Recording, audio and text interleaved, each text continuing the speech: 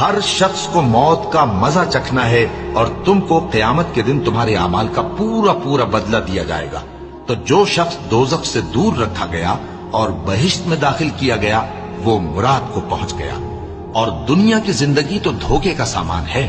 اے اہل ایمان، تمہارے مال و جان میں تمہاری آزمائش ضرور کی جائے گی، اور تم اہل کتاب سے اور ان لوگوں سے جو مشرک ہیں بہت سی ایذا کی باتیں سنو گے۔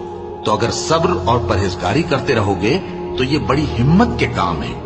اور جب اللہ نے ان لوگوں سے جن کو کتاب عنایت کی گئی تھی اقرار لیا کہ اس میں جو کچھ لکھا ہے اسے لوگوں سے صاف صاف بیان کرتے رہنا اور اس کی کسی بات کو نہ چھپانا، تو انہوں نے اس کو پس پشت پھینک دیا اور اس کے بدلے تھوڑی سی قیمت حاصل کی۔ یہ جو کچھ حاصل کرتے ہیں برا ہے۔ جو لوگ اپنے کیے ہوئے کاموں سے خوش ہوتے ہیں اور وہ کام جو کرتے نہیں ان کے لیے چاہتے ہیں کہ ان کی تعریف کی